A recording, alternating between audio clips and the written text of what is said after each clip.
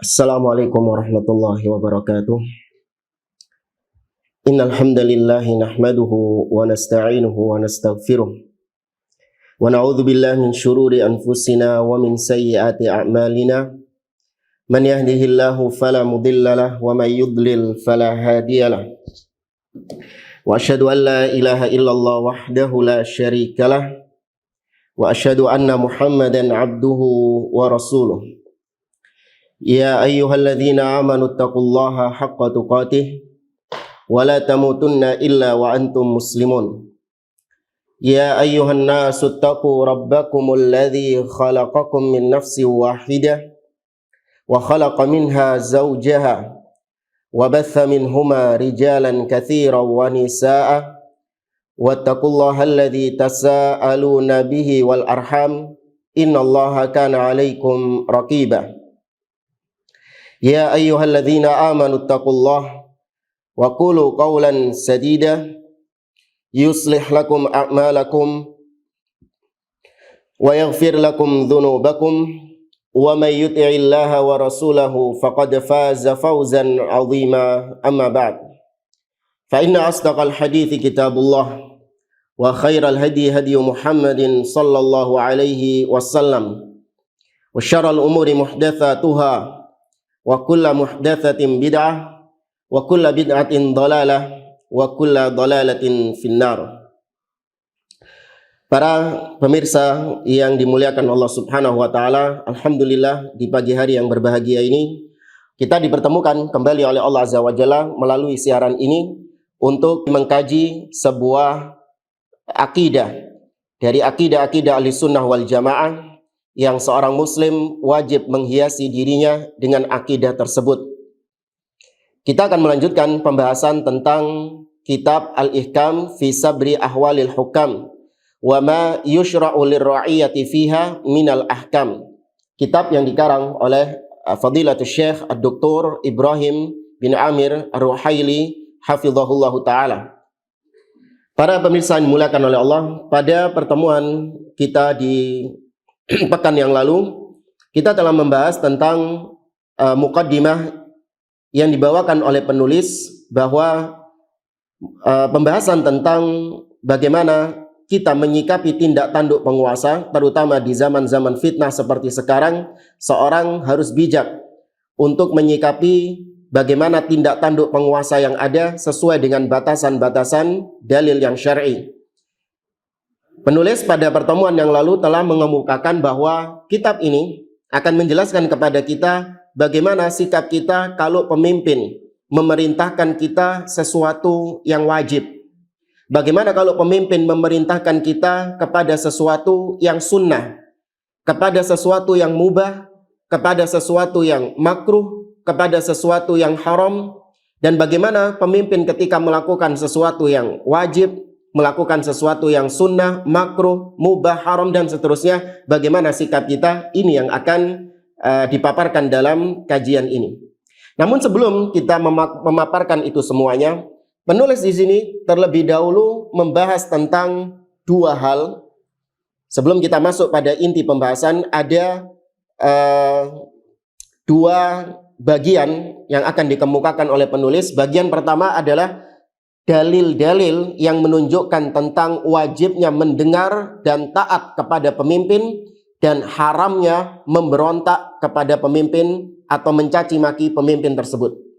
Kemudian bagian yang kedua, sebelum masuk pada inti pembahasan, penulis di sini mengemukakan tentang rumus-rumus atau kaidah-kaidah mendasar bagaimana kita menyikapi permasalahan-permasalahan yang ada pada pemimpin tersebut. Seperti misalnya pemimpin itu naik itu dengan cara apa? Ya, pemimpin itu diakui kepemimpinannya itu dengan cara apa? Ini dibahas pada bagian yang kedua. Tapi langsung saja kita masuk kepada bagian yang pertama. Penulis di sini mengatakan al-muqaddimatul ula, muqaddimah yang pertama, dzikru ahammil adillah fis sam'i wa ta'ati lil hakim wa tahrimil khuruji alaihi. Mukaddimah yang pertama berisi tentang penyebutan dalil-dalil Ya, jadi nanti ketika kita membahas inti pembahasan dari kitab ini, kalau ada permasalahan-permasalahan yang masih menjadi tanda tanya bagi Anda, kembali ke muqaddimah lagi. Ya, ini di sini misalnya nih ya, dikatakan ketika pemimpin memerintahkan kita pada sesuatu yang sunnah. Misalnya sholat rawatib, sholat sunnah rawatib, itu sunnah. Ya, apabila dikerjakan seorang akan mendapatkan keutamaan dan ditinggalkan tidak mendapatkan dosa. Tapi ketika itu diperintahkan oleh pemimpin, diwajibkan oleh pemimpin, bukan cuma dihimbau, tapi diwajibkan bagi pemimpin, maka naik statusnya dari yang sunnah menjadi yang wajib. Ada orang yang bertanya, loh kok bisa pemimpin dengan seenaknya merubah-rubah hukum seperti ini? Dari mana ini kaidahnya? Nah, ini kembali ke muqaddimah lagi. Ya, inilah pentingnya muqaddimah sebelum kita memaparkan inti dari pembahasan kitab Al-Ihkam ini. Baik, jamaah dimuliakan oleh Allah, pemirsa yang dimuliakan oleh Allah, di muqaddimah yang pertama ini hanya berisi dalil-dalil yang mewajibkan seseorang mendengar dan taat kepada pemimpin, dan dalil-dalil tentang haramnya keluar, ya, haramnya memberontak kepada pemimpin. Beliau mengatakan, wal adillatu fil babi kathiratun yas'ubu hasruha. Dalil-dalil dalam masalah ini, yaitu wajibnya mendengar dan taat kepada pemimpin, itu sangatlah banyak. Walakin iktasartu minha ala ma yata'allaqu bi mawdu'i hadhihi risalah litakuna aqrab lidh-dhihni wal fahmi 'inda al-istidlali wat takriri fi thanayal bahth muktafiyan bisardiha an bayani fiqhiha mimma sayadharu ba'duhu fil muqaddimati tsaniyah au fi salbi hadhihi risalah. Kata beliau, meskipun dalil-dalil tentang wajibnya kita mendengar dan taat kepada pemimpin ini banyak, tapi kita, kata beliau, aku ringkas dalil-dalil tersebut hanya khusus yang berkaitan dengan tema kita, supaya lebih cepat ditangkap oleh pemahaman kita dan supaya lebih mudah dipahami ketika kita memaparkan pendalilan-pendalilan di tengah-tengah pembahasan kita. Maka kata beliau, cukup kita paparkan dalil-dalilnya saja. Adapun nanti penjelasan panjang lebarnya insya Allah akan dijelaskan di bagian yang kedua atau akan dijelaskan di inti pembahasan. Ya, jadi saya ulangi sekali lagi, kitab ini ada 3 pembahasan. Pembahasan pertama, dalil-dalil yang berkaitan dengan wajibnya mendengar dan taat kepada pemimpin. Bagian yang kedua adalah rumus-rumus yang mengikat dalil-dalil ini. Dan bagian yang ketiga baru penjabaran permasalahan-permasalahan atau fakta-fakta tindak tanduk penguasa yang ada di lapangan. Tapi kita langsung saja. Famin hadhil adillah, di antara dalil-dalil itu adalah yang pertama, qauluhu ta'ala atau qaulihi ta'ala, firman Allah Subhanahu wa taala yang ada dalam surah An-Nisa ayat 59. Allah Azza wa Jalla berfirman, ya ayyuhalladzina amanu ati'ullaha wa ati'ur rasulah wa ulil amri minkum fa in tanaza'tum fi syai'in farudduhu ila Allahi war rasul in kuntum tu'minuna billahi wal yaumil akhir dzalika khairun wa ahsanu ta'wila. Allah berfirman, wahai orang-orang yang beriman, taatilah Allah, taatilah Rasul dan ulil amri di antara kalian. Dan apabila kalian berbeda pendapat dalam satu permasalahan tentang sesuatu, maka kembalikan itu kepada Allah dan kembalikan itu kepada Rasulnya. Jika memang kalian beriman kepada Allah dan beriman kepada hari akhir. Dzalika khairun wa ahsanu ta'wila. Itu lebih baik bagimu dan hasilnya juga lebih baik bagi kalian. Jamaah dimulakan oleh Allah, ini dalil ini merupakan dalil yang terkuat karena ada di dalam Al-Qur'anul Karim. Ada di dalam firman Allah Subhanahu wa taala, di mana Allah dengan lantang mengatakan taati Allah, taati Rasul dan pemimpin-pemimpin di antara kalian. Karena ya di sini penulis membawakan ayat ini pada pendalilan yang pertama karena ini adalah dalil yang terkuat dalam rangka mentaati, mendengar pemimpin tersebut. Ya, kita teringat dalil ini dilecehkan oleh sebagian orang, entah dia itu muncul sebagai seorang dai. Dia mengatakan bahwa kalau kita tidak ikut serta dalam pemilu, maka nanti yang naik adalah orang-orang yang fasik, para koruptor, orang-orang kafir, LGBT. Nanti kalau sudah naik pemimpin, gara-gara kita nggak mau ikut pemilu, maka muncul dalil-dalilnya, ati'ullah wa ati'ur rasul wa ulil amri minkum, dengan nada yang mengejek. Ini merupakan istihza. Sangat disayangkan orang-orang semacam ini masih dianggap sebagai seorang dai atau bahkan masih dianggap sebagai seorang salafi, padahal usul seperti ini dia melenceng dengan melenceng yang jauh. Karena dalil-dalil yang ada nanti ini sangat gamblang sekali. Oleh karenanya penulis nanti akan mengatakan bahwa permasalahan mentaati pemimpin, mendengar dan taat kepada pemimpin itu bukan masalah ijtihad. Bukan masalah ijtihad, tapi itu adalah permasalahan yang sudah nas, sudah ditetapkan dengan dalil-dalil. Tidak perlu ijtihad dari orang-orang tertentu.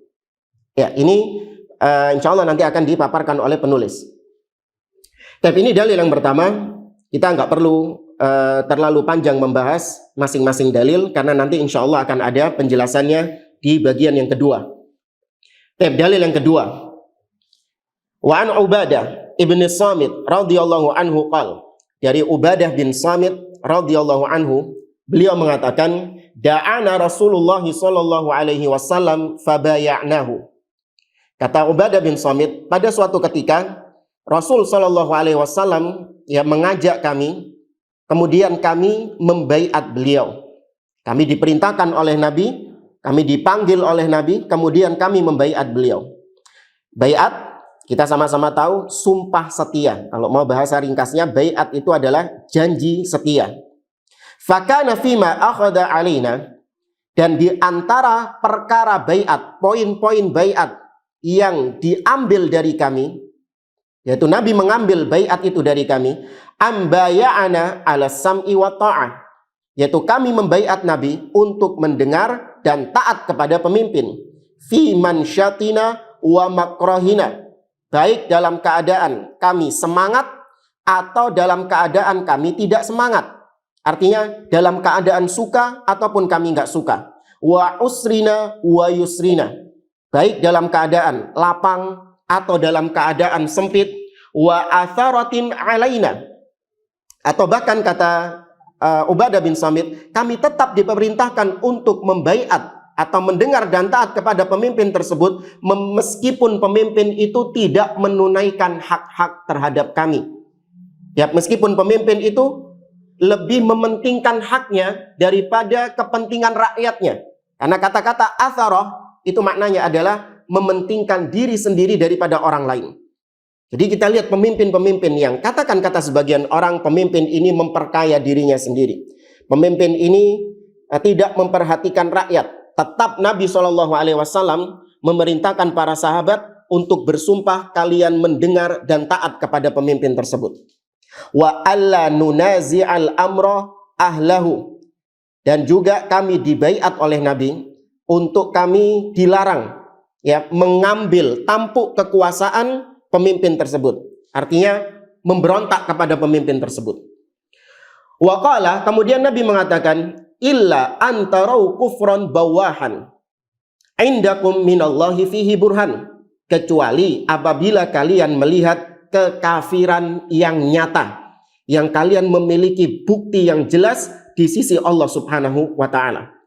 Ini nanti juga akan dijelaskan oleh beliau, kufran bawahan, kafir yang benar-benar nyata, yang tidak ada takwil-takwil yang lain.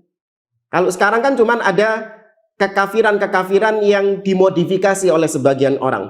Misalnya ada pemimpin, dia mengucapkan sebuah ucapan yang itu bisa ditakwil ke makna yang lain, belum tentu kekafiran. Misalnya seorang pemimpin mengucapkan salamnya orang-orang kafir, maka ini merupakan perbuatan yang ihtimal, bisa menjerumuskan seseorang pada kekafiran, tapi juga nggak mesti kafir. Ada kemungkinan-kemungkinan lain, maka nggak bisa dikafirkan. Tapi kalau kufron bawahan, kekafiran yang nyata, yang murni, yang tidak bisa dipalingkan ke makna yang lain, sudah dia pasti kafir. Contoh misalnya, pemimpin dengan terang-terangan melakukan siaran pers di media massa. Dia mengatakan mulai hari ini saya pindah agama. Saya bukan lagi seorang muslim, tapi saya pindah ke agama yang lain. Ini tidak ada kemungkinan ke makna yang lain. Ya, tidak ada kemungkinan lain melainkan kekafiran yang jelas-jelas kafir, dan itu dilihat, bukan kata orang, bukan kata media-media massa, enggak, tapi itu memang kita melihat dan langsung mendengar itu dari pemimpin tersebut. Ya, ini juga ada penjelasannya nanti pada pembahasan tersendiri. Langsung aja kita menuju dalil berikutnya, yaitu dalil yang ketiga.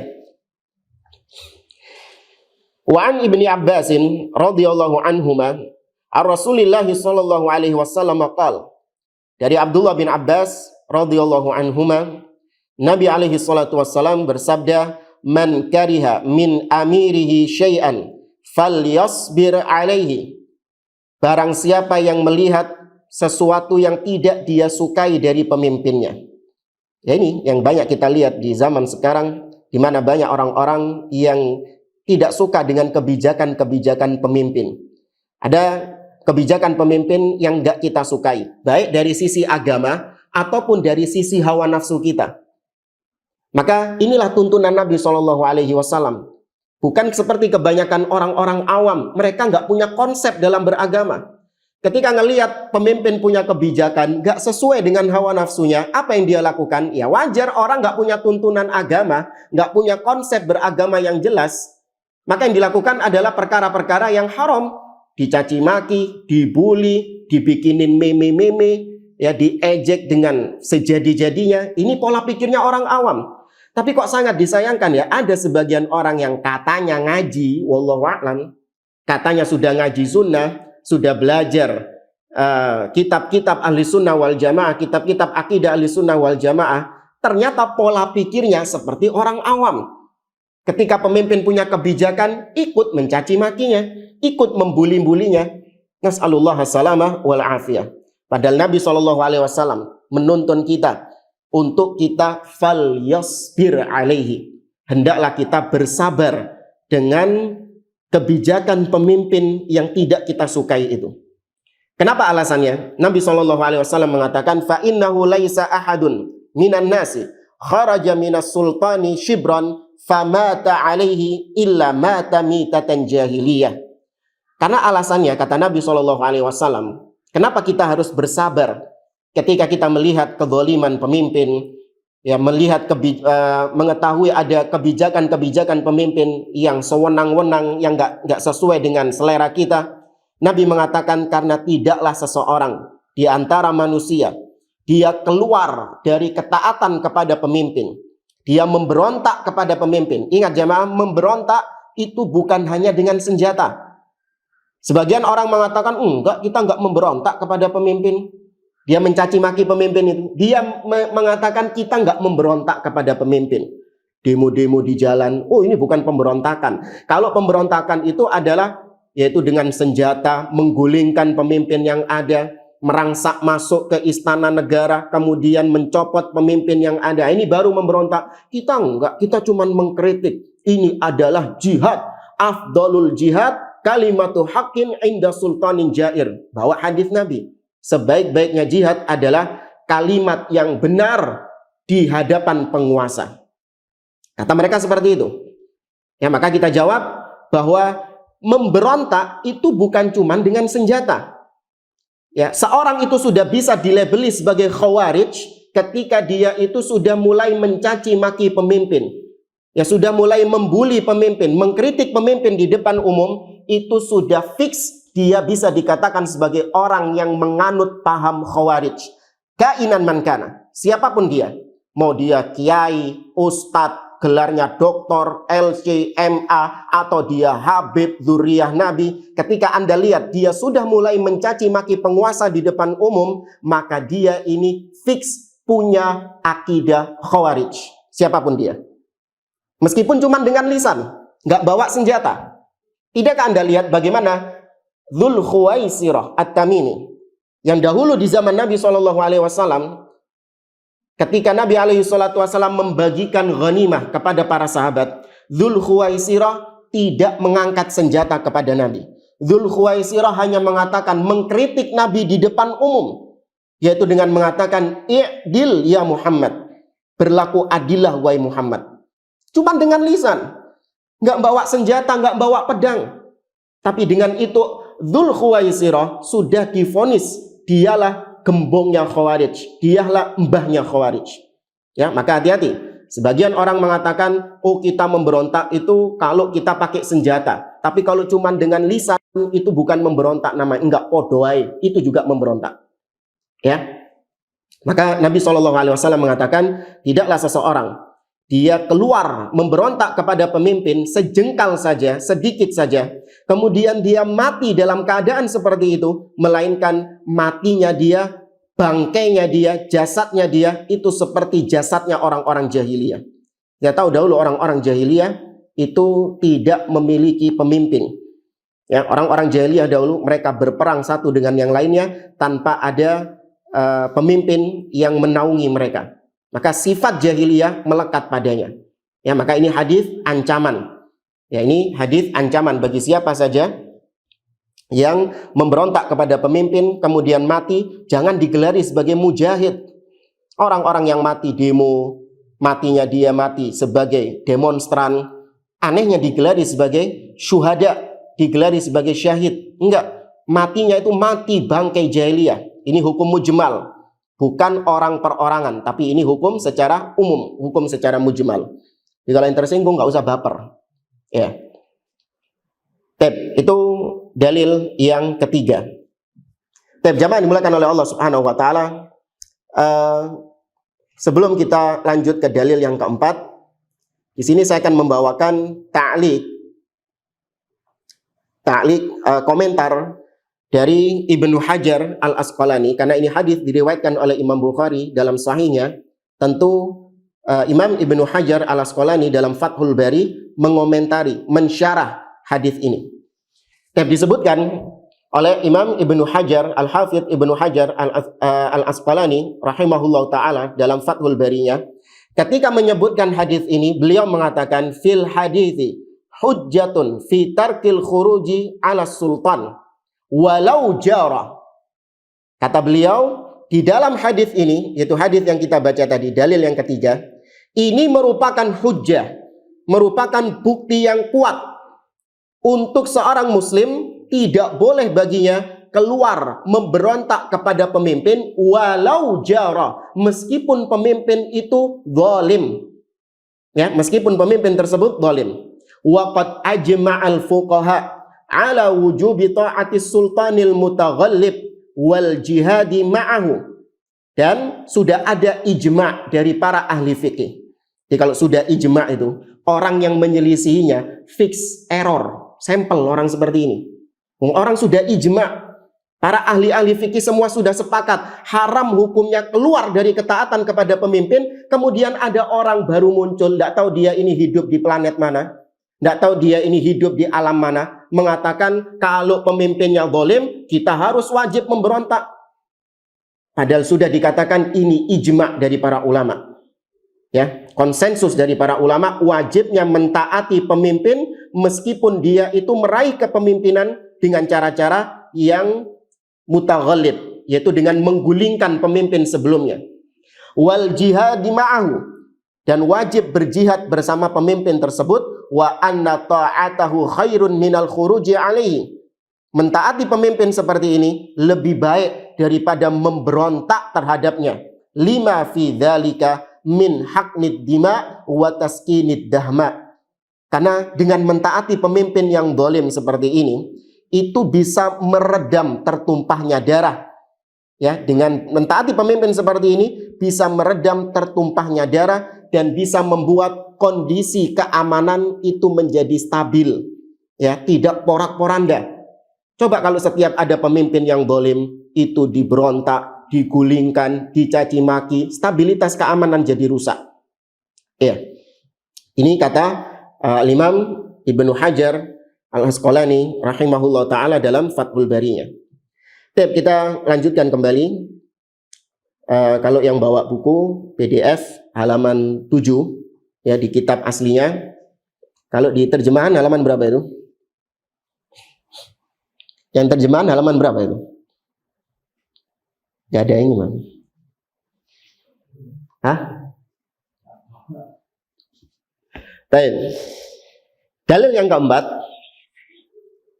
An Abi Hurairah radhiyallahu anhu, anin Nabi sallallahu alaihi wasallam annahu qala. Dari Abu Hurairah radhiyallahu anhu, Nabi sallallahu alaihi wasallam bersabda, "Man kharaja minat ta'ati wa faraqal jama'ah, famata mata mitatan jahiliyah." Barang siapa yang memberontak keluar dari ketaatan kepada pemimpin dan dia memisahkan diri dari jamaah. Memisahkan diri dari jamaah ini maknanya adalah dia tidak lagi menganggap pemimpin yang ada itu sebagai pemimpinnya, bahkan membuat pemimpin tandingan. Ini namanya faraqal jamaah, memisahkan diri dari pemimpin penguasa yang sudah ada dengan membaiat pemimpin sendiri, entah dengan gelaran imam besar, ya, entah dengan menggelarinya sebagai imam besar. Ini masuk dalam hadis ini. Dia memisahkan diri dari pemimpin yang ada, kemudian dia mati, melainkan matinya itu seperti tadi, mati dalam keadaan bangkai jahiliyah. Wa man qatala tahta rayatin ummiyatin yaghdab li asabatin au yad'u ila asabatin au yansuru asabatan faqutila faqitlatun jahiliyah. Beliau juga mengatakan, dan barang siapa yang dia itu berperang, tapi berperang itu bukan li'i'la'i kalimatillah, bukan berperang di jalan Allah subhanahu wa ta'ala, tapi dia berperang dalam bentuk fanatik terhadap sesuatu, entah sukunya, atau organisasinya, atau partainya, atau fanatik terhadap tokohnya. Ya, dia mengatakan itu sebagai perang. Seperti yang dilakukan oleh sebagian orang, rela berperang, mempertaruhkan nyawa demi capres pilihannya dia. Ini diancam oleh Nabi SAW.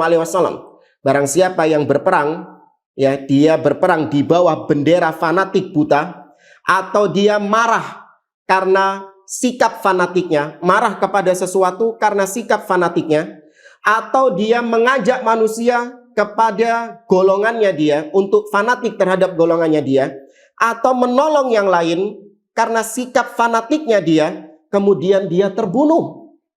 Dalam keadaan fanatisme seperti itu, dia terbunuh. Maka terbunuhnya dia bukan syahid.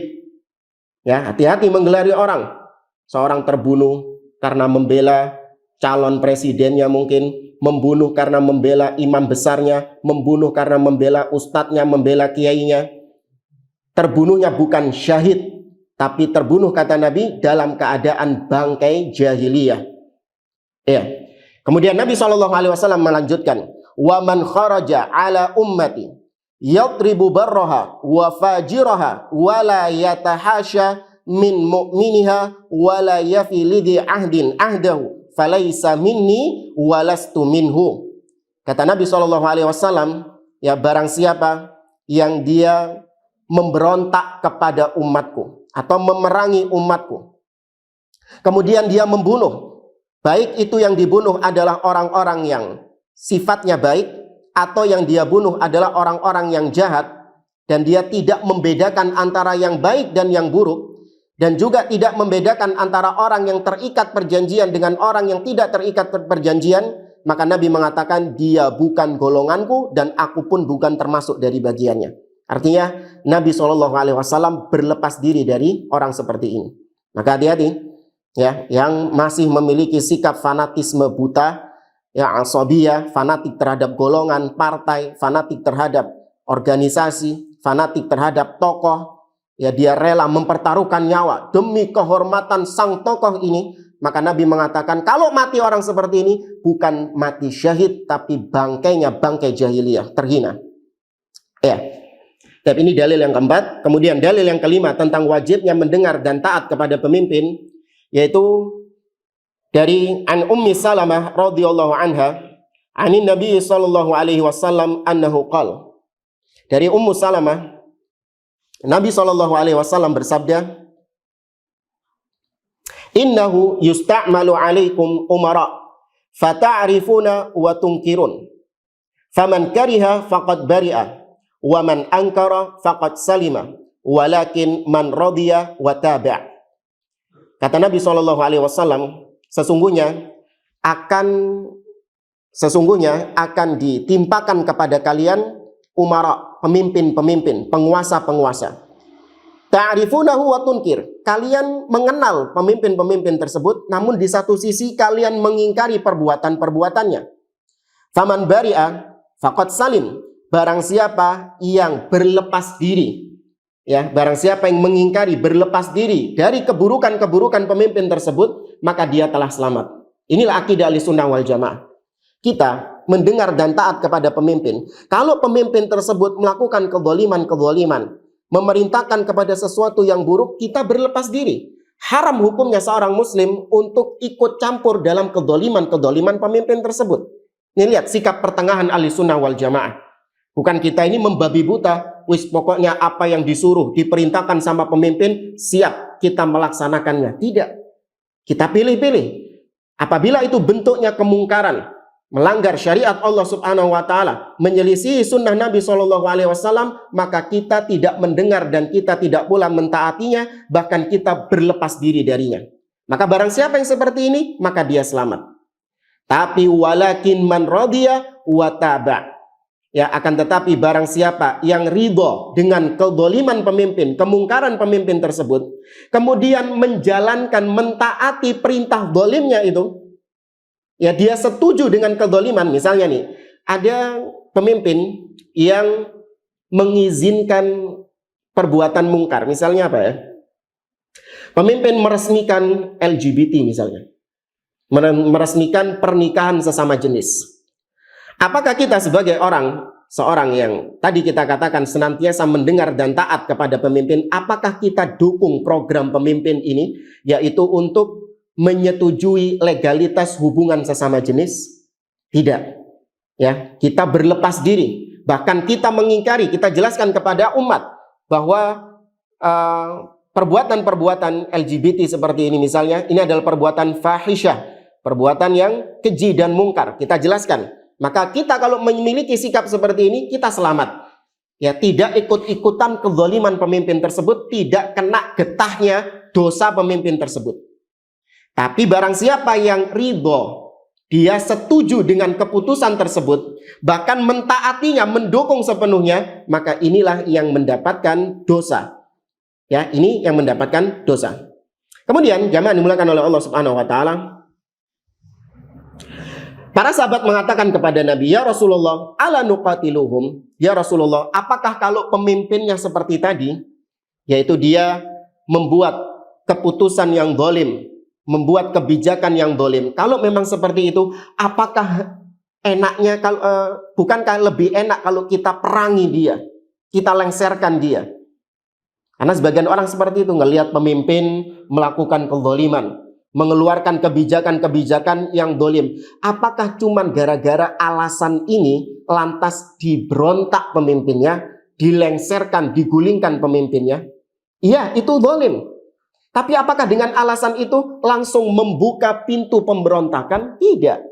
Nabi mengatakan, la ma sallau. Jangan, selama mereka masih menegakkan sholat di antara kalian.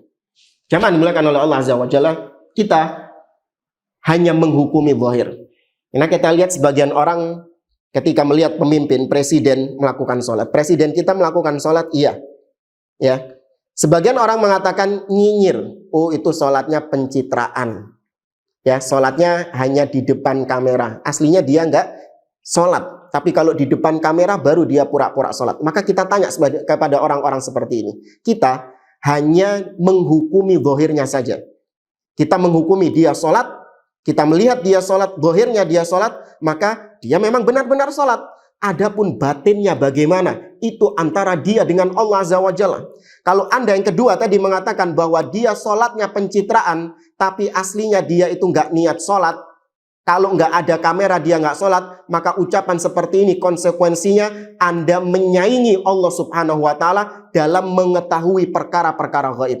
Padahal Allah mengatakan, "Qul la ya'lamu man fis samawati wal ardil ghaiba illallah."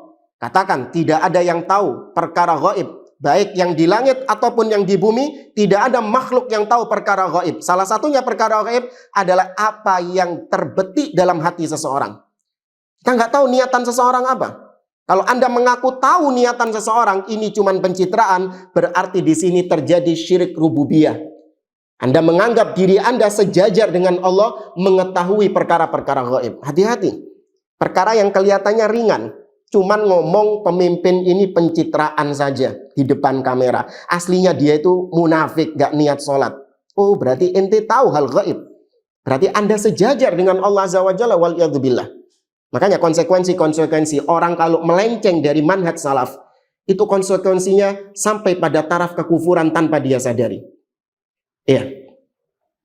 Maka Nabi SAW mengatakan, jangan diperangi, jangan dilengserkan selama mereka masih menegakkan sholat. Dan alhamdulillah ya, presiden kita, pemimpin kita, Bapak Joko Widodo hafizahullah taala, ya, dan wakilnya Bapak Ma'ruf Amin hafizahullah taala, mereka berdua adalah seorang muslim yang masih melaksanakan sholat dan masih melaksanakan kewajiban-kewajibannya sebagai seorang muslim.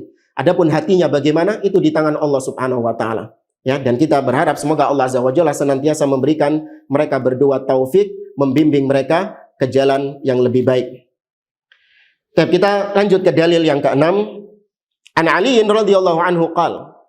Ya, dari Ali ibn Abi Thalib radhiyallahu anhu, beliau mengatakan, Ba'athan Nabi sallallahu alaihi wasallam sariyatan wa ambara alaihim rajulan minal ansar. Suatu ketika Nabi sallallahu alaihi wasallam itu pernah mengutus batalion pasukan, pernah mengutus pasukan, kemudian menjadikan salah seorang dari kaum Ansor sebagai pemimpin dari pasukan tersebut. Wa amarahum ayyuti'uhu. Nabi SAW memerintahkan kepada seluruh pasukan agar mentaati pemimpin yang telah ditunjuk oleh Nabi SAW tersebut. Faghadiba alaihim wa qala.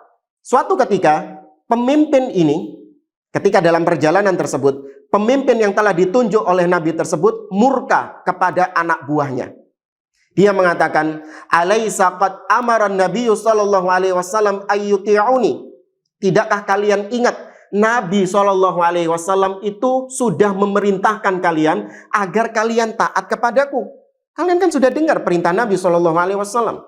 Qalu, pasukannya mengatakan, "Bala." Iya.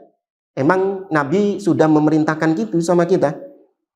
Kemudian qal qad azamtu alaikum lama jama'tum hataban wa awqattum naran thumma dakhaltum fiha.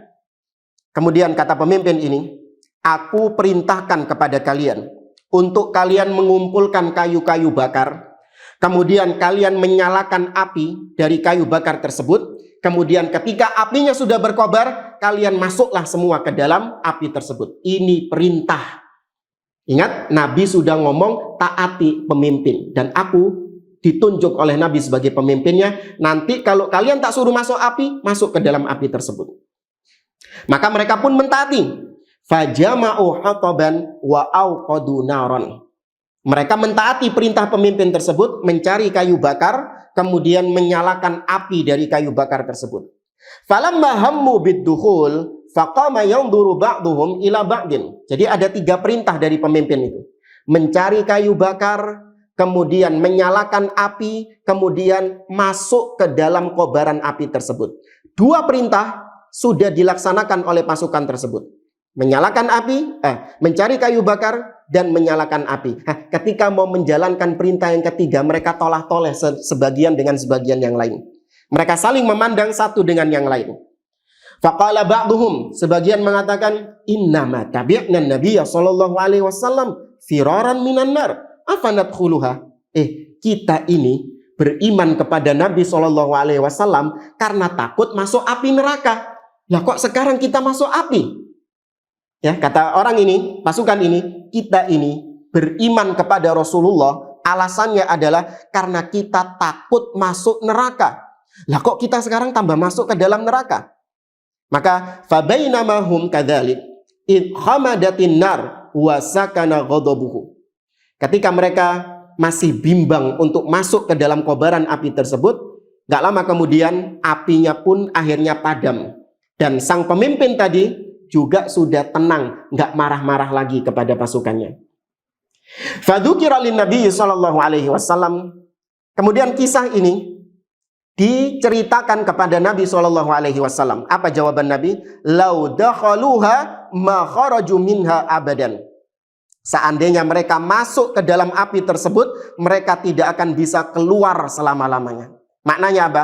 Mereka masuk ke dalam api dunia, gosong di api dunia, kemudian di akhirat mereka juga masuk ke dalam api neraka, nggak bisa keluar dari api neraka tersebut. Artinya benar, untung mereka nggak taat sama pemimpin itu dalam perkara membakar diri-diri mereka. Tapi mereka sudah benar ketika mereka diperintahkan untuk mengumpulkan kayu bakar, ketika diperintahkan untuk membuat api, itu sudah benar. Tapi ketika mereka tidak mau taat dalam perkara membakar diri mereka, artinya bunuh diri, maka itu sudah benar kata Nabi Shallallahu Alaihi Wasallam. Kemudian Nabi memberikan alasan, innamat ta'ah fil ma'ruf, karena sesungguhnya ketaatan itu hanya dalam perkara-perkara yang baik, perkara-perkara yang ma'ruf. Ya, ada kaidah juga, la ta'ata li makhluqin fi maksiatil khaliq. Tidak ada ketaatan pada makhluk siapapun dia, mau pemimpin, orang tua, atau suami kepada istrinya, istri kepada suaminya. Tidak ada ketaatan kepada makhluk kalau dalam rangka bermaksiat, dalam rangka durhaka kepada Allah Azza wa Jalla. Tapi kita lanjutkan dalil yang ketujuh. An Abdullah bin Umar radhiyallahu anhuma, anin Nabi sallallahu alaihi wasallam qala. Dari Abdullah bin Umar radhiyallahu anhuma, Nabi sallallahu alaihi wasallam bersabda, as-sam'u wa ta'atu 'alal mar'il muslim fima ahabba wa kariha. Kata Nabi, mendengar dan taat wajib bagi setiap muslim, baik itu perkara yang dia sukai atau perkara yang tidak dia sukai. Malam yu'mar bimaksiyah, kecuali selama perintah tersebut tidak dalam rangka bermaksiat kepada Allah Azza wa Jalla. Fa in umira bimaksiyah fala sam'a wala ta'ah, fala sam'a alaihi wala ta'ah. Dan apabila diperintahkan untuk durhaka kepada Allah, maka tidak boleh mendengar dan tidak boleh taat. Hadits yang ke-8, an Alqamah ibn Wa'il al-Hadrami radhiyallahu anhuma an abihi qala sa'ala Salamah ibnu Yazid al-Ju'fi Rasulullah sallallahu alaihi wasallam faqala. Dari Alqamah bin Wa'il al-Hadrami radhiyallahu anhuma, dari ayahnya, dia menceritakan pernah suatu ketika Salamah bin Yazid al-Ju'fi, ya, Salamah bin Yazid al-Ju'fi itu pernah bertanya kepada Rasulullah sallallahu alaihi wasallam. Salamah bin Yazid berkata kepada Nabi, ya Rasulullah, au ya Nabi Allah, ara'aita in qamat alaina umara yas'aluna haqqahum wa yamna'una haqqana fama ta'muruna. Ya, ini pertanyaan yang bagus ditanyakan kepada Nabi sallallahu alaihi wasallam, dan juga jawaban yang tepat bagi orang-orang yang sekarang bingung tentang ini, gimana pemimpin sekarang ini. Dia itu senantiasa meminta haknya kepada rakyat, tapi tidak memberikan hak rakyat. Dia meminta haknya, tapi tidak memenuhi kewajibannya. Ini gimana kita ini kok menghadapi pemimpin seperti ini? Maka ketika itu Nabi ditanya seperti ini, fa'a'rada anhu. Nabi berpaling, tidak mau menjawab. Tsumma sa'alahu fa'a'rada anhu. Ditanya lagi sama Salamah bin Yazid, Nabi berpaling lagi. Tsumma sa'alahu fi tsaniyah au fi tsalitsa fajadzabahu al-Ash'ats ibn Qais. Ketika ditanya kedua kalinya, ketiga kalinya Nabi tetap berpaling, maka seorang sahabat yang lain yang bernama Ash'ats ibn Qais menarik Salamah bin Yazid. Artinya sudah, Nabi sudah nggak mau jawab, sudah. Barulah ketika itu yang ketiganya Nabi mengatakan, isma'u wa ati'u fa innama alaihim ma hummilu wa alaikum ma hummiltum. Lihat, kalau ada pemimpin yang dia hanya meminta haknya kepada rakyat, tapi dia nggak mau memberikan hak rakyat, Apa jawaban Nabi? Tetap dengar dan tetap taati. Karena bagi mereka tanggung jawab mereka di hadapan Allah, dan bagi kalian tanggung jawab kalian. Ya, kalian tanggung jawabnya apa? Kewajibannya apa? Taat kepada pemimpin. Adapun kewajiban pemimpin untuk memberikan hak rakyat, itu nanti hitung-hitungannya di sisi Allah Azza wa Jalla. Artinya, jalankan tugas masing-masing sudah.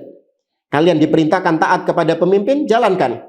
Ya, adapun pemimpin diperintahkan untuk menunaikan haknya kepada rakyat. Kalau dia tidak menunaikannya, itu urusan dia dengan Allah Subhanahu wa Ta'ala. Yang penting rakyat menjalankan kewajibannya untuk mendengar dan taat kepada pemimpin. Ya, ini wasiat dari Nabi SAW. Ya, kalau Anda masih ingat, Anda sebagai seorang mukmin, ini renungan bagi Anda mengucapkan 2 kalimat syahadat yang salah satunya asyhadu anna Muhammadan Rasulullah, maka ini sabda nabimu. Ini sabda nabi Anda, bukan kita ngarang-ngarang hadis. Tapi yang ke-9 dari Al-Irbad ibn Sariyah radhiyallahu anhu qala sallalana Rasulullah sallallahu alaihi wasallam salat subhi. Suatu ketika Nabi mengimami kami salat subuh. Tsumma aqbala alaina. Setelah sholat subuh, Nabi menghadap kami. Fawa'adhana mau'idhatan wajilat minhal qulub wa dharafat minhal uyun. Tatkala itu Nabi memberikan mau'idhah, memberikan pelajaran-pelajaran kepada kita dengan pelajaran-pelajaran, pengajaran-pengajaran yang membuat hati kami bergetar dan membuat mata kami berlinang air mata. Faqulna, maka kami mengatakan, kata para sahabat, ya Rasulullah, wahai Rasulullah, ka'annaha mau'izatu muwaddi' fa'ausina. Wahai Rasulullah, kok seakan-akan ini adalah ucapan orang-orang yang mau berpisah. Seakan-akan ini adalah ucapanmu tadi itu seperti orang yang mau meninggalkan kita. Maka berilah kami wasiat-wasiat. Kalau memang seperti itu, berilah kami wasiat-wasiat. Maka Nabi mengatakan, usikum bitaqwallah. Aku wasiatkan kalian untuk bertakwa kepada Allah Azza wa Jalla. Wassam'i wa ta'ah. Ini yang jadi pendalilan. Aku wasiatkan kalian untuk mendengar dan taat kepada pemimpin. Wa in ta'ammara 'alaikum 'abd. Meskipun pemimpin itu mendapatkan kepemimpinannya dengan cara yang tidak benar, alias dia seorang budak. Ini ada penjelasannya nanti. Seorang budak nggak layak menjadi pemimpin. Karena dia itu di bawah kepemilikan majikannya. Kok bisa dia jadi pemimpin? Berarti pasti dengan cara-cara yang nggak benar. Tapi kalau sudah menjadi pemimpin, Nabi tetap mengatakan wassam'u wa ta'ah. Mendengar dan taat. Wa innahu may ya'ish minkum fasayara ikhtilafan katsira. Karena barang siapa yang hidup di antara kalian sepeninggalku nanti akan melihat ikhtilaf, melihat perselisihan-perselisihan yang banyak. Fa'alaikum bisunnati, wajib bagi kalian berpegang dengan sunnahku, wa sunnatil khulafa'ir rasyidin al-mahdiyin, dan sunnahnya para khulafa'ur rasyidin yang mendapatkan petunjuk. Addu 'alaiha, gigit bin nawajid, gigit sunnah tersebut dengan gigi geraham kalian. Wa iyyakum wa muhdatsatil umur, dan hati-hati kalian terhadap perkara-perkara yang baru. Fa inna kulla bid'atin dhalalah, karena semua perkara yang baru atau semua bid'ah itu adalah kesesatan. Hadits yang ke-10, atau bukan hadits, dalil yang ke-10 adalah dalil ijma'. Ya, dalil ijma' ini maknanya adalah konsensus, di mana para ulama-ulama sejak zaman salaf terdahulu sepakat tentang wajibnya mendengar dan taat kepada pemimpin. Jadi kalau ada orang setelah zaman salaf berpendapat bahwa mendengar dan taat kepada pemimpin itu nggak wajib, itu adalah perkara-perkara ikhtiyari, pilihan, maka ini menyelisihi pendapat para salaf sehingga pendapatnya wajib ditinggalkan. Orangnya harus ditinggalkan. Ya, ini konsensus. Karena Nabi SAW mengatakan, lan tajtami ummati ala dhalalah.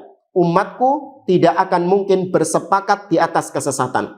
Maka generasi salaf sepakat untuk mendengar dan taat kepada pemimpin. Maka itu juga merupakan dalil. Ya, makanya di sini dibubuhkan oleh penulis. Ijma', konsensus para ulama.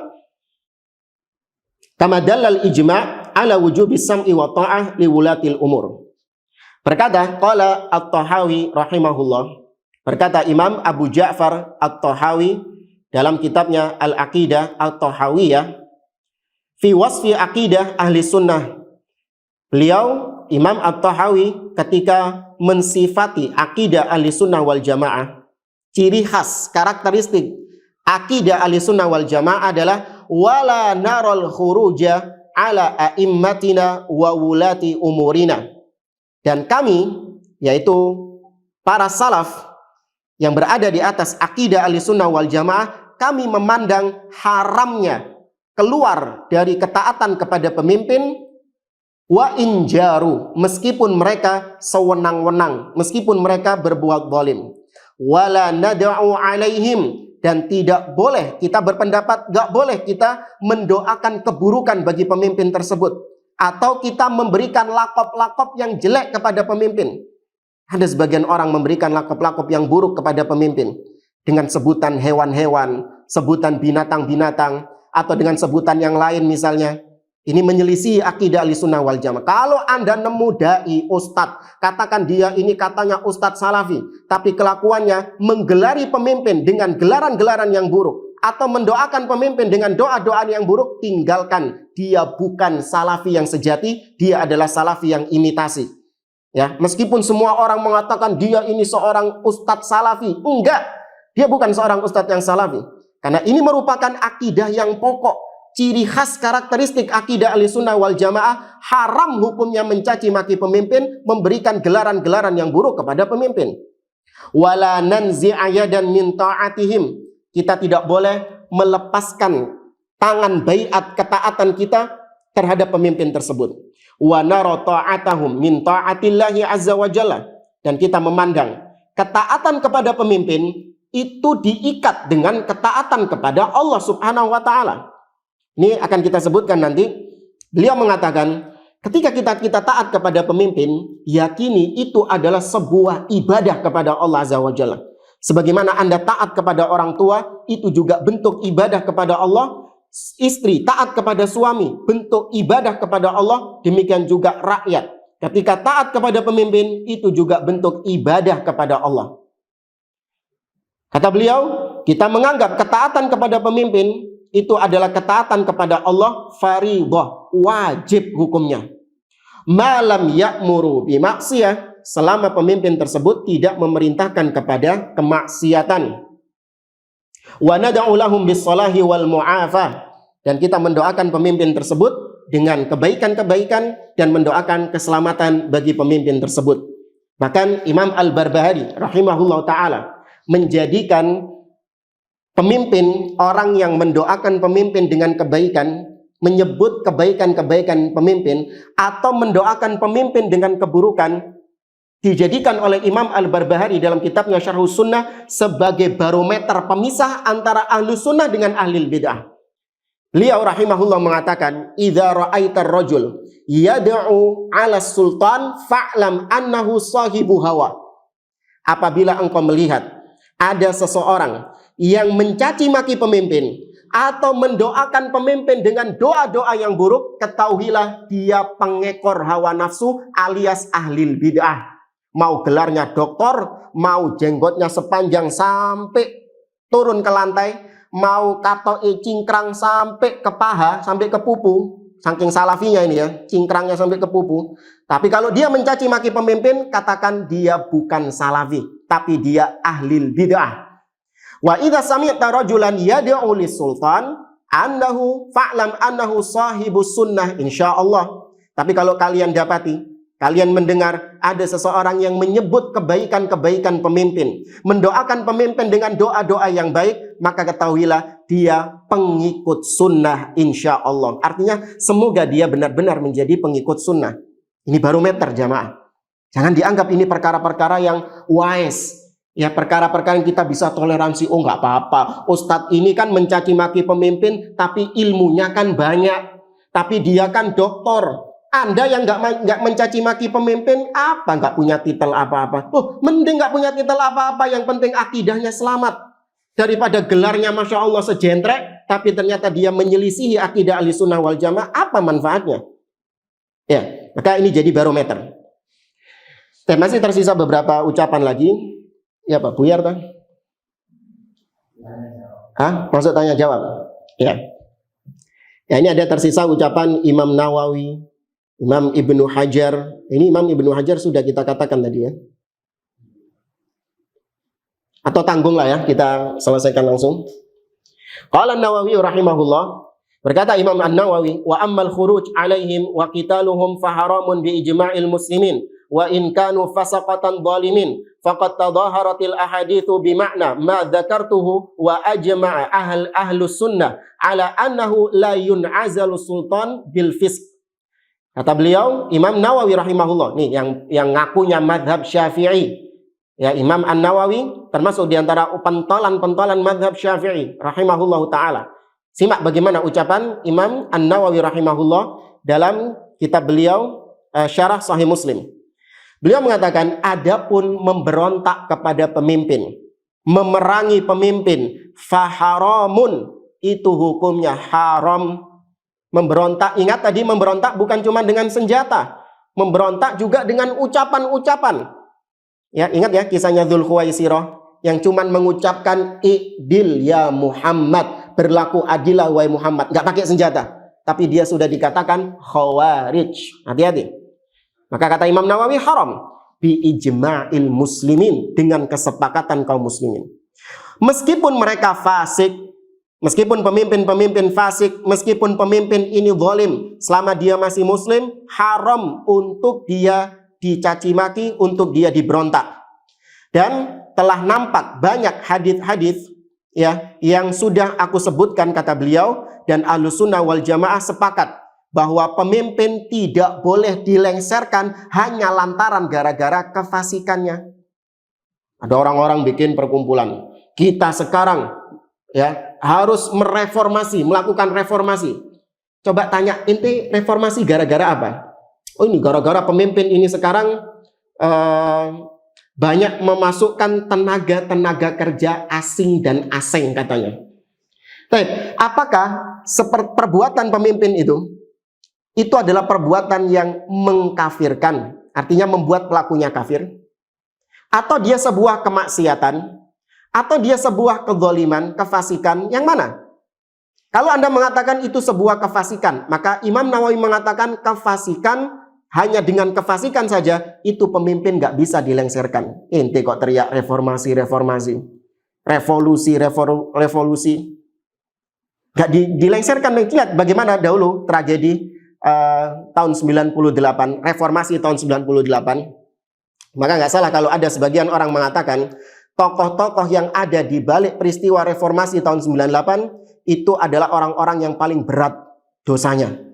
Ya, orang-orang yang memiliki dosa, memikul dosa, kalau nggak bertobat, dia orang yang paling berat dosanya.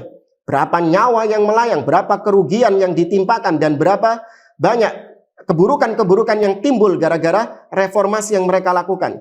Tapi apa alasan mereka reformasi? Katanya korupsi. Apakah hanya dengan korupsi saja seorang pemimpin itu dilengsarkan? Apakah dengan korupsi saja seorang itu bisa dilengsarkan? Kata Imam Nawawi, tidak. Pemimpin tidak dicopot hanya dengan kelakuan atau perbuatan-perbuatan yang fasik, perbuatan yang zalim seperti ini. Ya. Kemudian kata Imam Ibnu Hajar, ini sudah kita sampaikan tadi ya. Kata beliau, fayadharu bihadza dalalatul adillah minal kitabi was sunnah wa ijma'il a'immah ala wujubi sam'i wa ta'ah li wulatil umur illa ayyamuru bi maksiatin fala ta'ah lahum fi maksiatillah kama la yajuzu munaza'atuhum wal khuruj alaihim illa ayyakfuru kufran bawahan 'inda ulama'il ummah fihi minallahi burhan wa dalilun wadihun ala annahu kufrun bila raib. Maka dengan dalil-dalil yang tadi kita paparkan dari Quran, Sunnah, Ijma' para ulama, wajibnya mendengar dan taat kepada pemimpin selama pemimpin tidak memerintahkan kepada maksiat. Kalau pemimpin memerintahkan kepada maksiat, tidak boleh taat dalam maksiat tersebut. Sebagaimana diharamkan juga untuk memberontak kepada mereka kecuali apabila mereka itu melakukan kekufuran yang nyata. Kekufuran yang nyata itu yang memvonis adalah orang-orang yang kompeten, bukan orang-orang jahil, orang-orang bodoh. Anda melihat ada presiden melakukan kekufuran misalnya. Siapa yang memvonis kafir tersebut? Para ulama yang mengetahui tentang ilmu-ilmu, qawaid, kaidah-kaidah, dhawabit kekafiran tersebut. Bukan orang-orang jahil, jamaah. Ini ibarat seperti misalnya ada pemimpin melakukan kekufuran. Dia nggak bisa langsung divonis kafir kecuali apabila terpenuhi syarat-syaratnya. Dan yang bisa memvonis dia kafir dengan melihat syarat-syaratnya hanyalah para ulama. Ibaratnya apa? Seperti di zaman sekarang, ada orang yang kena gejala COVID. Orang kena gejala COVID, dia mungkin bersin-bersin, batuk-batuk, ya, mungkin dia suhu tubuhnya tinggi. Apakah hanya dengan gejala-gejala seperti itu, dia sudah bisa langsung dikatakan positif COVID? Nggak bisa. Harus dilakukan tes terlebih dahulu. Siapa yang melakukan tes? Apakah orang-orang di pinggir jalan? Yang melakukan tes adalah orang yang kompeten di bidangnya, yaitu para dokter, tenaga medis. Setelah keluar hasil tesnya, baru bisa dikatakan ini orang positif atau negatif. Nah, vonis kafir juga kayak gitu. Anda mengkafirkan pemimpin hanya lantaran pemimpin misalnya melakukan suatu perbuatan yang itu masih ada kemungkinan kalau dia bukan kafir. Maka hati-hati. Nabi SAW mengancam dalam haditsnya, ayyuma rajulin qala li akhihi ya kafir faqad ba'a biha ahaduhuma. Siapapun yang mengatakan kepada saudaranya yang muslim wahai kafir, maka vonis kafirnya akan kembali di antara salah satu di antara keduanya. In kana kama qala. Kalau memang seperti yang diucapkan, selesai perkaranya. Wa illa raja'a ilaihi. Tapi kalau dia yang divonis kafir itu memang nggak kafir di sisi Allah, maka vonisnya kembali kepada yang mengucapkannya. Ya, maka hati-hati, jangan Anda mengikuti gaya-gayanya Khawarij yang gemar melemparkan tuduhan-tuduhan kafir kepada pemimpin yang itu bukan kapasitas mereka memvonis kafir. Maka di sini beliau mengatakan harus ada bukti di sisi Allah Subhanahu wa taala bahwa dia pemimpin ini benar-benar kafir dan kekufurannya itu kekufuran yang pasti, tidak ada keraguan sama sekali dalam kekufurannya. Baik, jamaah dimuliakan oleh Allah Azza wa Jalla, maka dengan demikian dari dalil-dalil yang kita sampaikan ini jelas permasalahan taat kepada pemimpin ini masalah nassiyah, bukan masalah ijtihadiyah, bukan. Sehingga tidak ada ruang ijtihad di sini. Jangan Anda mengatakan, oh iya, ini ulama ini berijtihad seperti ini. Gak ono ijtihad. Kenapa nggak ada ijtihad? Karena dalil-dalilnya jelas. Ijtihad itu ketika dalil hanya menunjukkan makna secara global. Nah, di situ baru seorang ulama ijtihad. Tapi kalau tadi dalil-dalil tentang pemimpin, itu dalilnya gamblang, jelas. Maka tidak membuka pintu ijtihad. Harus menerima dalil ini. Ya, jadi kalau ada orang yang diulamakan, sok-sokan ijtihad, menurut ijtihad saya, katanya ini, menurut ijtihad saya, taat kepada pemimpin itu adalah ketika pemimpinnya itu bentuknya khalifah. Yaitu pemimpin yang memimpin secara keseluruhan. Nah, ini baru boleh ditaat. Tapi kalau sistemnya itu presiden, atau kalau dia raja, atau kalau dia itu gubernur, atau kalau ini, maka bukan masuk ulil amri yang ditaati. Enggak ada ijtihad dalam masalah ini. Ya, Anda enggak mau menerima hal ini, fix Anda ahlul bid'ah. Ya, fix Anda ahlul bid'ah. Jamaah dimulakan oleh Allah Subhanahu wa taala, anak kira ini bisa saya sampaikan. Insyaallah pada pertemuan yang akan datang kita masuk ke mukaddimah yang kedua, yaitu permasalahan-permasalahan yang berkaitan dengan pemimpin. Ya, rumus-rumus yang bisa kita pegang dalam bab as-sam'u wa ta'ah. Wallahu a'lam bishawab. Kita masuk soal jawab.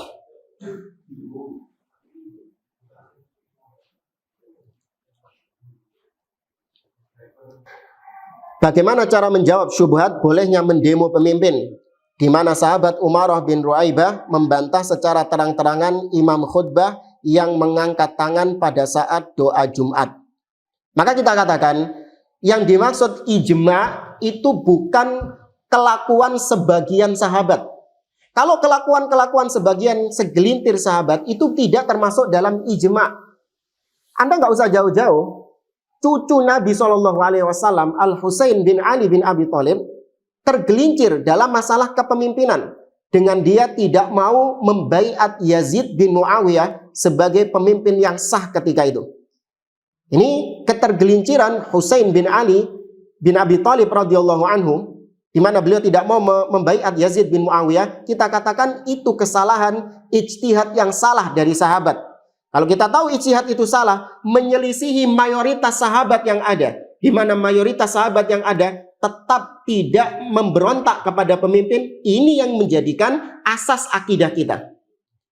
Ya, asas akidah kita, perbuatan para salaf adalah kesepakatan para salaf, bukan perbuatan segelintir para salaf, tidak.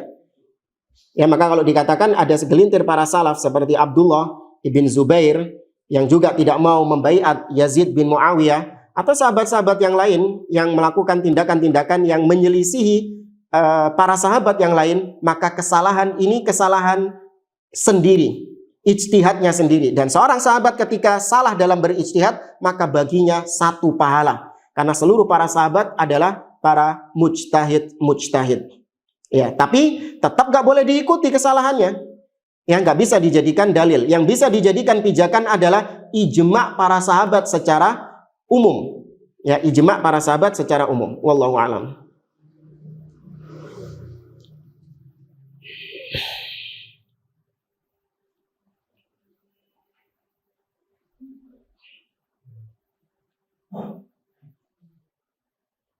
Bismillah Ustadz, bagaimana hukumnya jika mengeluh atau bergumam pada diri sendiri atas kebijakan pemimpin tanpa disampaikan kepada orang lain? Ya, nggak ada masalah. Ya, artinya ada keberatan dalam diri Anda, misalnya pemimpin menaikkan harga BBM. Anda bergumam dalam diri Anda, waduh, seandainya BBM nggak naik, enak, semua jadi serba murah. Ini gara-gara BBM naik, maka semuanya jadi mahal. Ya, Anda dalam diri seperti ini tidak ada masalah. Ya, asal tidak dilontarkan kepada yang lain sehingga menimbulkan kebencian kepada pemimpin tersebut.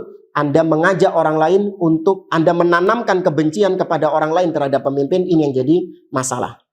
Ya, tapi yakini kebijakan-kebijakan yang terkadang kita nggak cocok itu terkadang dari satu sisi itu kebijakan yang benar, cuman ilmunya saja kita belum sampai ke sana. Ya, kita belum sampai ke sana. Terkadang kebijakan-kebijakan tersebut tepat. Ya, hanya saja kita belum memahami kondisi dan situasi yang ada di pemimpin tersebut.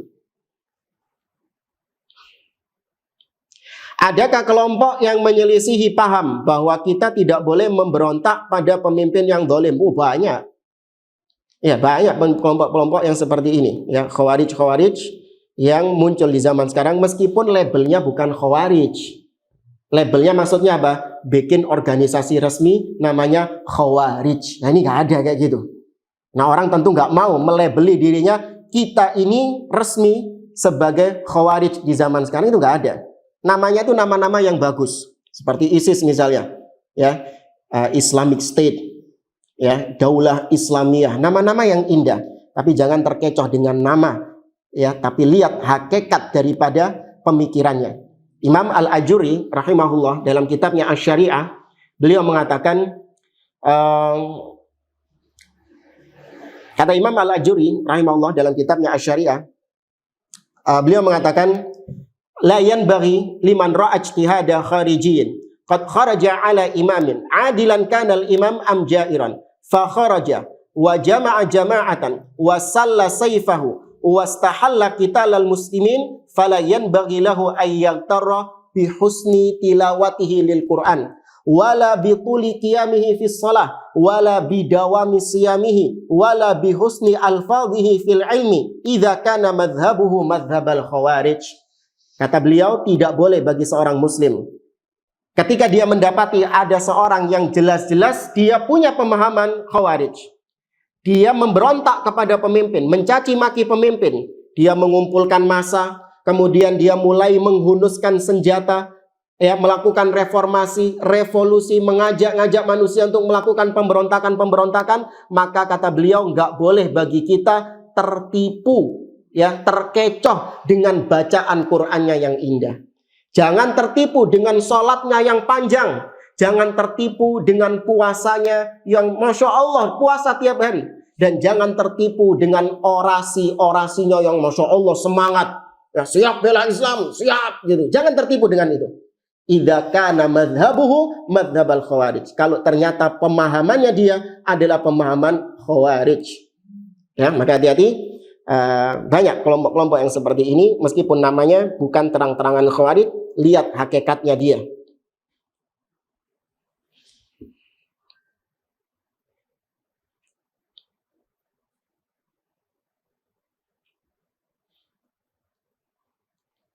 Bismillah Ustaz, jika pemimpin yang zalim terhadap rakyatnya, apakah kita harus tetap taat kepada pemimpinnya? Jika mencela pemimpin dalam hati, apakah terhitung dosa Ustaz? Lapo gitu loh. Ngapain Anda mencela pemimpin di dalam hati? Anda kan ingin melakukan perubahan terhadap pemimpin ini. Anda anggap pemimpin ini adalah pemimpin yang salah. Kemudian Anda mencela di dalam hati. Loh, apakah pemimpin tersebut mendengar curahan hati Anda, mendengar bisikan hati Anda yang mencela pemimpin? Jangankan bisikan hati, Anda tulis di story WhatsApp saja, Anda ketik di Facebook aja, di Twitter, pemimpin nggak ngeliat, kok malah lebih di dalam hati. Apa manfaatnya? Yang ada apa? Mendoakan pemimpin tersebut. Ini baru bisa merubah pemimpin. Mencela dalam hati nggak ada perubahan, nggak bisa merubah, baik secara akal ataupun secara syar'i nggak bisa merubah pemimpin itu. Ya, tapi kalau dengan mendoakan, Allah membolak-balikkan hati.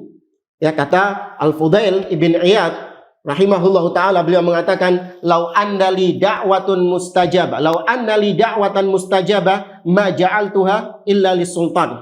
Andai kata aku punya satu doa yang mustajab, maka aku tidak akan melontarkan doa itu kecuali kepada pemimpin.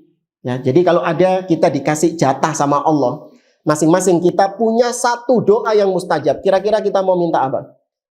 Paling ada yang minta kawin lagi, ada yang minta rumah, ada yang minta ya macam-macam.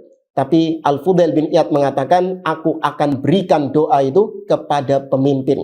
Karena kalau pemimpin baik, maka seluruh rakyat baik. Tapi kalau doa itu hanya digunakan untuk dirinya, maka manfaatnya hanya untuk dirinya saja. Ya, bukan untuk orang lain. Ya, maka yang rasional, ngapain mencela pemimpin di dalam hati? Kalau zalim terhadap rakyat, apakah kita harus tetap taat kepada pemimpin? Iya, tadi sudah dijelaskan. Taat dalam perkara-perkara yang baik. Perkara-perkara yang tidak menyelisihi syariat Allah Subhanahu wa taala, Anda taati. Pun kalau perkara-perkara yang haram, maka tidak boleh mentaati kebijakan pemimpin. Ini nanti pembahasan kita ya. Baik, hadza wallahu a'lam bishawab. Ini yang bisa saya sampaikan. Insyaallah kita teruskan pada pertemuan yang akan datang. Subhanakallahumma rabbana wa bihamdik, asyhadu an la ilaha illa anta, astaghfiruka wa atubu ilaik. Wa akhiru da'wana alhamdulillahi rabbil alamin. Assalamualaikum warahmatullahi wabarakatuh.